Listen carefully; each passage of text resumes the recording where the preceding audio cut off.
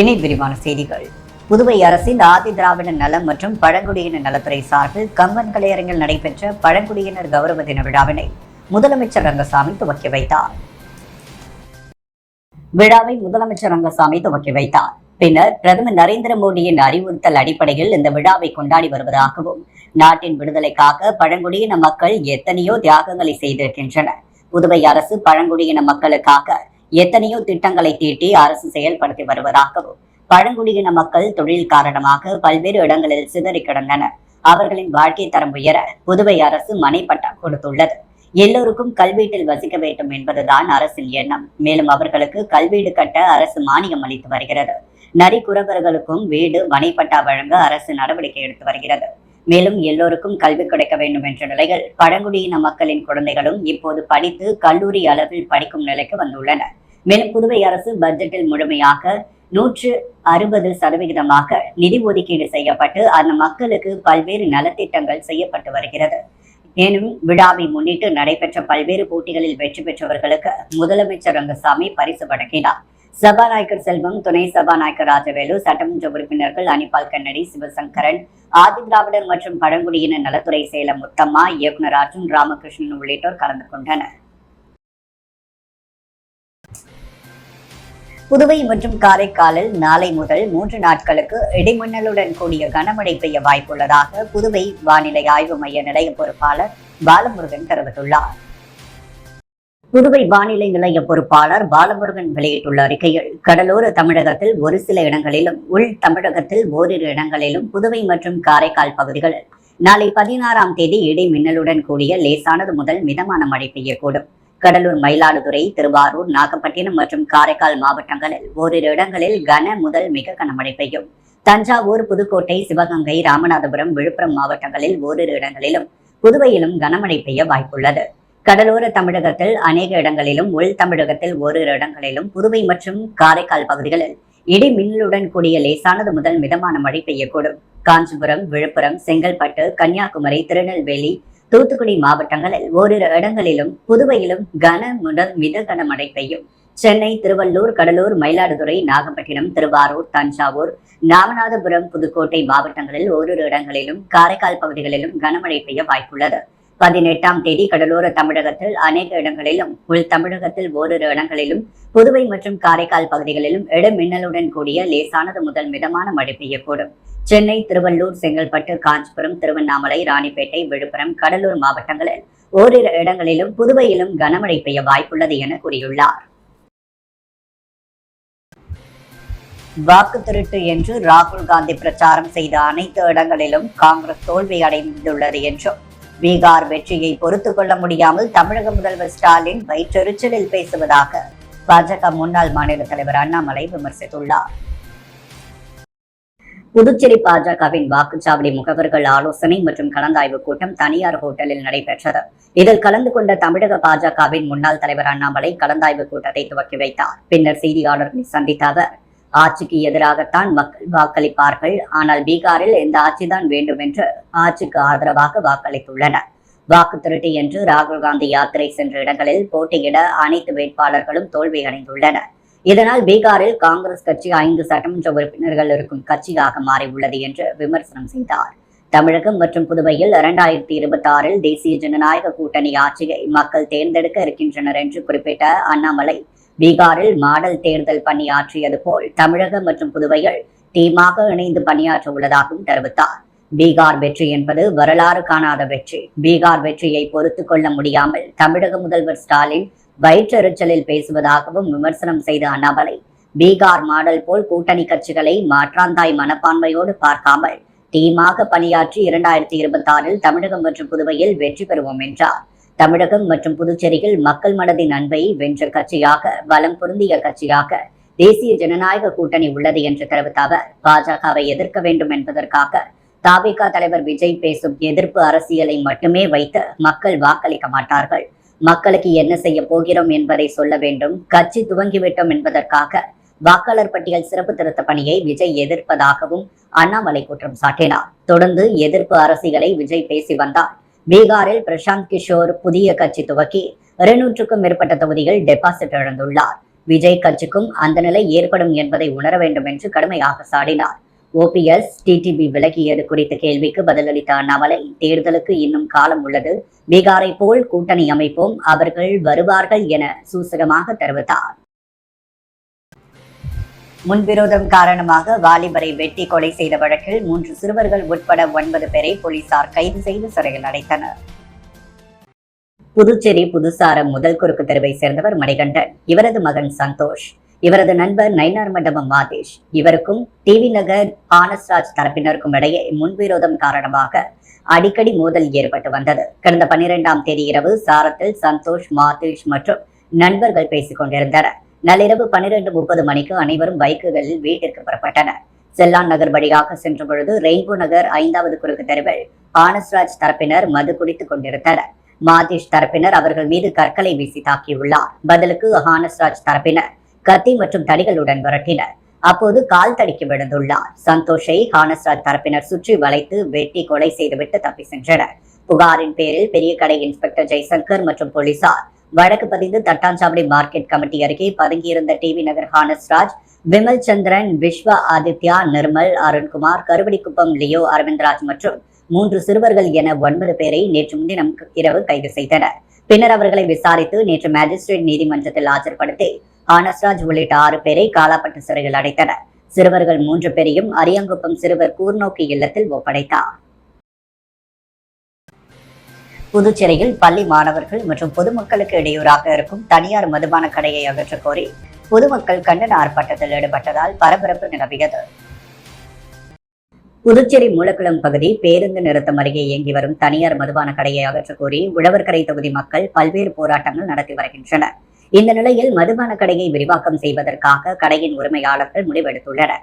இதனால் அதிர்ச்சி அடைந்த அந்த பகுதி மக்கள் உடனடியாக மதுபான கடையை அகற்ற வேண்டும் என்று கண்டன ஆர்ப்பாட்டத்தில் ஈடுபட்டனர். வடக்கறிஞர் சசிபாலன் தலைமையில் நடைபெற்ற கண்டன ஆர்ப்பாட்டத்தில் உழவர்கரை தொகுதியை சேர்ந்த சுமார் 100க்கும் மேற்பட்ட பொதுமக்கள் கலந்து கொண்டு மதுபான கடையை அகற்றக் கோரி கண்டன கோஷம் எழுப்பியதுடன் உழவர்கரை பேருந்து நிறுத்தம் என்ற பேனரை கையில் பிடித்தபடி மதுக்கடை எதிராக நின்று போராட்டத்தில் ஈடுபட்டதால் பரபரப்பு நிலவியது. புதுச்சேரி பாஜகவில் வாக்குச்சாவடி முகவர்களின் ஆலோசனை கூட்டம் நடைபெற்றது. புதுச்சேரி பாஜகவின் வாக்குச்சாவடி முகவர்கள் ஆலோசனை மற்றும் கலந்தாய்வு கூட்டம் தனியார் ஹோட்டலில் நடைபெற்றது. இதில் கலந்து கொண்ட தமிழக பாஜகவின் முன்னாள் தலைவர் அண்ணாமலை கலந்தாய்வு கூட்டத்தை துவக்கி வைத்தார். கூட்டத்தில் பாஜக மாநில தலைவர் வி. ராமலிங்கம், உள்துறை அமைச்சர் நமச்சிவாயம், சட்டமன்ற உறுப்பினர்கள் சாய் சரவணகுமார், கல்யாண சுந்தரம், செல்வம், தி. பாய்ந்தான், முன்னாள் சட்டமன்ற உறுப்பினர் அசோக் பாபு மற்றும் பாஜக மாநில மாவட்ட நிர்வாகிகள், செயற்குழு உறுப்பினர்கள் பலர் கலந்து கொண்டனர். தொடர்ந்து தமிழக பாஜகவின் முன்னாள் தலைவர் அண்ணாமலை உரையாற்றினார். தொழில்நுட்ப பிரச்சனை காரணமாக புதுச்சேரி ஹைதராபாத்திற்கு இடையேயான விமானம் கடைசி நேரத்தில் ரத்து செய்யப்பட்டது. புதுச்சேரியிலிருந்து பெங்களூர், ஹைதராபாத், ராஜமுந்திரிக்கு ஏடிஆர் விமானம் தினசரி இயக்கப்படுகிறது. அதன்படி பெங்களூருவிலிருந்து மாலை 3:55 மணிக்கு புறப்பட்ட ஏடிஆர் விமானம் புதுவை விமான நிலையத்தை நேற்று மாலை 5:20 மணிக்கு வந்தடைந்தது. தொடர்ந்து இந்த விமானம் புதுச்சேரி விமான நிலையத்திலிருந்து மாலை 5:40 மணிக்கு புறப்பட தயாரானது. கடைசி நேரத்தில் விமானத்தில் தொழில்நுட்ப பிரச்சனை இருப்பது கண்டறியப்பட்டது. அதைத் தொடர்ந்து தொழில்நுட்ப குழுவினர் சரி செய்தனர். இருப்பினும் ஹைதராபாத் விமான சேவை கடைசி நேரத்தில் ரத்து செய்யப்பட்டது. இதுகுறித்து விமான நிலைய அதிகாரிகள் கூறுகையில், விமானத்தில் ஏற்பட்ட சிறிய தொழில்நுட்ப காரணமாக ஹைதராபாத் விமான சேவையை ரத்து செய்ய வேண்டியதாகிவிட்டது. இன்று 15ஆம் தேதி கிரவுண்ட் டெஸ்டிற்கு பிறகு விமான சேவை மீண்டும் துவங்கும். விமானத்தில் பயணிக்க புக்கிங் செய்திருந்த 75 பயணிகளுக்கு மாற்று ஏற்பாடு செய்யப்பட்டது. அவர்கள் சென்னை விமான நிலையத்தை சாலை மார்க்கமாக அடைந்து அங்கிருந்து பயணிக்க டாக்ஸியும் தங்குமிடமும் ஏற்பாடு செய்யப்பட்டது. விமான பயணத்தை கேன்சல் செய்தவர்களுக்கு முழு கட்டணம் அளிக்கப்பட்டது என்றார். புதுச்சேரியை சேர்ந்த முன்னாள் சட்டமன்ற உறுப்பினர் இருவர் விஜய் முன்னிலையில் தாவேகாவில் இணைந்தனர். புதுச்சேரியை சேர்ந்த முன்னாள் சட்டமன்ற உறுப்பினர் சுவாமிநாதன், காரைக்காலை சேர்ந்த அசனா ஆகியோர் நேற்று அடையாறில் உள்ள தாவேகா தலைவர் விஜயை அவரது இல்லத்தில் சந்தித்து அவரது முன்னிலையில் கட்சிகள் இணைந்தனர். அவர்களிடம் புதுச்சேரி அரசியல் நிலவரங்களை கேட்டறிந்த விஜய் இருவரிடம் சட்டசபை தேர்தல் தொடர்பாக விவாதித்தார். சந்திப்பின் பொழுது தாவேகா பொதுச் செயலாளர் புசி ஆனந்த் உடனிருந்தார். தாவேகா பொதுச் செயலாளர் புசி ஆனந்த் புதுச்சேரியை சேர்ந்தவர். அவருக்கு புதுவையில் அரசியல் நிலவரம் அத்துப்படி. எனவே அவர் மூலமாக பிற கட்சிகளில் அதிருப்தியில் உள்ளவர்களை தாவேகாவில் இணைப்பதற்கான பேச்சுவார்த்தை நடத்தப்பட்டு வருகிறது.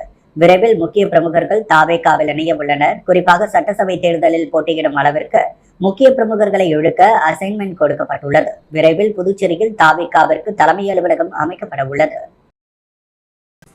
பிறந்தநாள் காணும் அரியாங்குப்பம் தொகுதி காங்கிரஸ் கட்சியின் மாநில செயலாளர் விஜயலட்சுமி ஜெயமூர்த்திக்கு வைத்திலிங்கம் எம்பி, முன்னாள் முதலமைச்சர், அமைச்சர்கள் வாழ்த்து தெரிவித்தனர். அரியாங்குப்பம் சட்டமன்ற தொகுதி மாநில செயலாளர் விஜயலட்சுமி ஜெயமூர்த்தியின் பிறந்தநாள் விழா நேற்று அரியாங்குப்பம் தொகுதி முழுவதும் நலத்திட்ட உதவிகள் வழங்கி சிறப்பாக கொண்டாடப்பட்டது. முன்னதாக வீரம்பட்டினம் செங்கல் நீரம்மன் ஆலயத்தில் அம்மனுக்கு சிறப்பு அபிஷேக ஆராதனைகள் செய்து சிறப்பு வழிபாடு நடைபெற்றது. தொடர்ந்து விழாவில் மாநில காங்கிரஸ் கட்சி தலைவர் வைத்திலிங்கம், முன்னாள் முதலமைச்சர் நாராயணசாமி, முன்னாள் அமைச்சர் கந்தசாமி, சட்டமன்ற உறுப்பினர் வைத்தியநாதன், முன்னாள் அரசு கொறடா அனந்தராமன், முன்னாள் சட்டமன்ற உறுப்பினர்கள் பாலன், கார்த்திகேயன் உள்ளிட்ட தலைவர்கள் விஜயலட்சுமி ஜெயமூர்த்திக்கு பொன்னாடை போர்த்தி மாலை அணிவித்து பிறந்தநாள் வாழ்த்துக்களை தெரிவித்தனர்.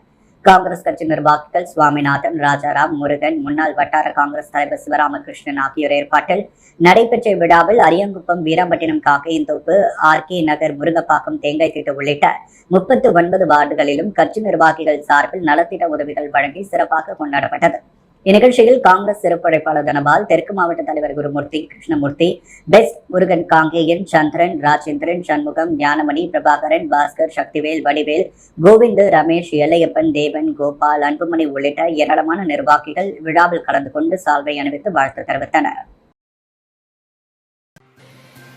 கலைகளிலும் பிள்ளைகள் ஆர்வம் காட்ட வேண்டும் என்பதற்காக கலைகளை கற்றுக் கொடுப்பதற்கான வாய்ப்பையும் அரசு உருவாக்கி கொடுத்துள்ளது என்றும், அரசு ஏற்படுத்தி கொடுக்கும் வாய்ப்புகளை பிள்ளைகள் நன்றாக பயன்படுத்தி படிக்க வேண்டும் எனவும் முதலமைச்சர் ரங்கசாமி வலியுறுத்தியுள்ளார். புதுச்சேரி பள்ளி கல்வித்துறை சார்பில் குழந்தைகள் தின விழா கருவடிக்குப்பம் காமராஜர் மணிமண்டபத்தில் கொண்டாடப்பட்டது. பள்ளி கல்வித்துறை இயக்குநர் அமன் சர்மா வரவேற்றார். கல்வி அமைச்சர் நமச்சிவாயம் நிலவகித்தார். முதலமைச்சர் ரங்கசாமி தலைமை தாங்கி ஜவஹர்லால் நேரு படத்திற்கு மலர் தூவி மரியாதை செலுத்தி பல்வேறு போட்டிகளில் வெற்றி பெற்ற மாணவ மாணவிகளுக்கு பரிசுகளை வழங்கினார். தொடர்ந்து விழாவில் பேசிய முதலமைச்சர் ரங்கசாமி, பள்ளி கல்வி மிக முக்கியமான ஒன்று. பள்ளி கல்விதான் பிள்ளைகளுக்கு நல்ல அடித்தளம். அரசு பள்ளி மாணவர்களுக்கு சிறந்த கல்வி கொடுக்க வேண்டும் என்பது அரசின் கடமை. அரசு பள்ளிகள் மற்றும் தனியார் பள்ளிகள் இணைந்து பிள்ளைகளுக்கு நல்ல கல்வியை கொடுக்கிறது. ஒரு சில சமயம் ஆசிரியர் பற்றாக்குறை இருந்தது. இன்று அவையெல்லாம் இந்த அரசால் போக்கப்பட்டுள்ளது. ஆரம்ப பள்ளி, உயர்நிலை பள்ளி மற்றும் மேல்நிலை பள்ளியில் தேவையான ஆசிரியர் பணியிடங்கள் நிரப்பப்பட்டு வருகிறது. சிறந்த ஆசிரியர்கள் கிடைக்கும் போது மாணவர்கள் நல்ல கல்வியை பெற முடியும். அரசின் திட்டங்கள் மூலமாக 1 முதல் 12ஆம் வகுப்பு வரை அரசு பள்ளிகள் படித்த மாணவர்களுக்கு மருத்துவக் கல்லூரிகள் 10% இடங்கள் ஒதுக்கி கொடுக்கப்படுகிறது. இந்த ஆண்டு அரசு பள்ளி மாணவர்கள் 36 பேர் மருத்துவக் கல்லூரிகள் சேர்ந்துள்ளனர். இவர்கள் பெரிய செல்வந்தர் வீட்டு பிள்ளைகள் கிடையாது. சாதாரண கூலி வேலை செய்யும் நடுத்தர குடும்பத்தை சேர்ந்த பிள்ளைகள். மேலும் பிள்ளைகள் ஆரோக்கியமாக இருக்க வேண்டும். இதற்கு நல்ல சத்துணவு அவசியம். இதையும் அரசு கவனத்தில் கொண்டுள்ளது. பள்ளி படிப்பை முடித்து கல்லூரியில் சென்று படிக்கவும் தேவையான அளவுக்கு அரசு மற்றும் தனியார் கல்விகள் துவங்கப்பட்டுள்ளது. அதே போன்று கலைகளிலும் பிள்ளைகள் ஆர்வம் காட்ட வேண்டும் என்பதற்காக கலைகளை கற்றுக் கொடுப்பதற்கான வாய்ப்பையும் அரசு உருவாக்கி கொடுத்துள்ளது. அரசு ஏற்படுத்தி கொடுக்கும் வாய்ப்புகளை பிள்ளைகள் நன்றாக பயன்படுத்தி படிக்க வேண்டும். புதுச்சேரி அரசு சார்பில் நடைபெற்ற ஆதி திராவிடர் மற்றும் பழங்குடியினர் தின விழாவை புறக்கணித்து பழங்குடியினர் மகாத்மா காந்தி சிலை அருகே மேளம் கொட்டி போராட்டத்தில் ஈடுபட்டனர். புதுவை அரசு ஆதி திராவிடர் மற்றும் பழங்குடியினர் தின விழா கம்பன்கரை அரங்கில் நடைபெற்றது. சிறப்பு விருந்தினராக கலந்து கொண்ட முதலமைச்சர் ரங்கசாமி பழங்குடியின மக்களுக்கு நலத்திட்ட உதவிகளை வழங்கியதுடன் பல்வேறு போட்டிகளில் வெற்றி பெற்ற மாணவ மாணவிகளுக்கு பரிசுகளை வழங்கினார். அப்பொழுது கடந்த 20 ஆண்டு காலமாக மனைப்பட்டா கேட்டு போராடுவதும் இதனை வழங்காமல் அரசு அலைகழித்து வருவதும் எதிர்ப்பு தெரிவித்த பழங்குடியின மக்கள் விழாவை புறக்கணித்து வெளியேறினர். தொடர்ந்து கடற்கரை காந்தி சிலை அருகே சென்ற அவர்கள் தங்களது கோரிக்கைகளை அரசுக்கு தெரிவிக்கும் வகையில் மேளம் கொட்டி எதிர்ப்பை தெரிவித்தனர்.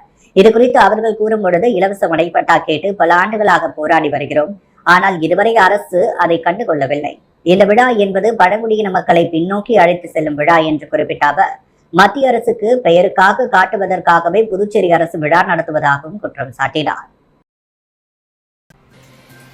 புதுச்சேரி தவளக்குப்பம் நேஷனல் ஆங்கில உயர்நிலைப் பள்ளியில் குழந்தைகள் தின விழா சிறப்பாக கொண்டாடப்பட்டது. பள்ளியின் தாளாளர் எழிலரசி கிரண்குமார் அனைவரையும் வரவேற்றார். விழாவிற்கு பள்ளியின் சேர்மன் டாக்டர் கிரண்குமார் தலைமை தாங்கினார். சிறப்பு விருந்தினர்களாக டாக்டர் அருண்குமார் மற்றும் தொழிலதிபர் சரவணன் ஆகியோர் கலந்து கொண்டு சிறப்புரை வழங்கினர். குழந்தைகள் தினத்தை முன்னிட்டு பல்வேறு போட்டிகள் நடத்தப்பட்டது.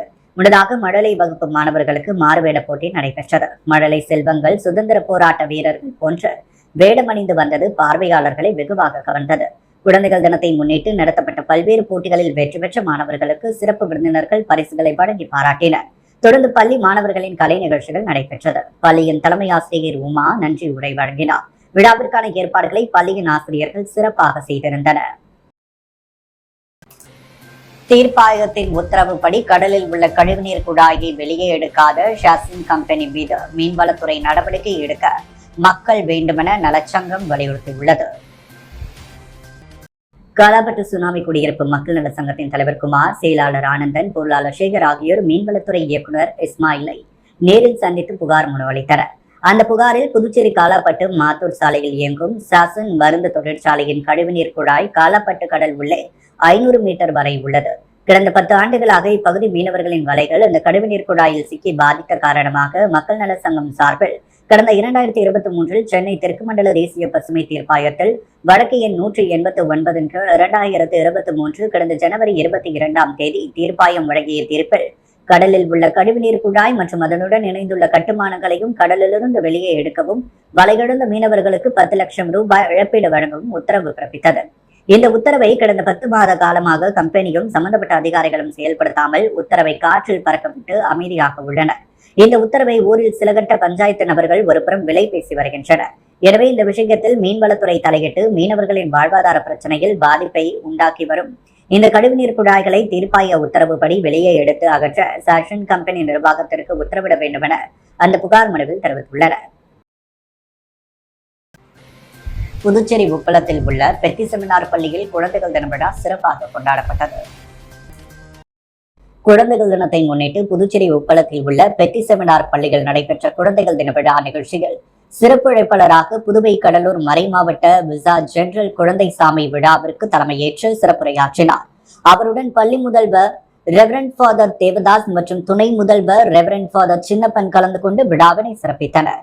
விழாவில் குழந்தைகள் தினத்தை முன்னிட்டு நடத்தப்பட்ட ஆடல், பாடல், மாறுவேட போட்டி, கவிதை போட்டி, கட்டுரை போட்டி மற்றும் பல்வேறு போட்டிகளில் வெற்றி பெற்ற மாணவர்களுக்கு பரிசுகள் வழங்கப்பட்டது. விழாவில் 2025 கார்னிவல் விழாவை சிறப்பு விருந்தினர் குழந்தைசாமி துவக்கி வைத்தார். குழந்தைகள் திறமைகளை வெளிப்படுத்தும் விதமாக பல்வேறு விளையாட்டு போட்டிகள் வைக்கப்பட்டிருந்தது மற்றும் ஒட்டக சவாரி, கார் மற்றும் பைக் ரைட் போன்ற குழந்தைகளை மகிழ்விக்கும் வகையில் பல நிகழ்ச்சிகள் வைக்கப்பட்டிருந்தது. இதில் விளையாடும் போட்டிகளில் கலந்து கொண்டு குழந்தைகள் மகிழ்ந்தனர்.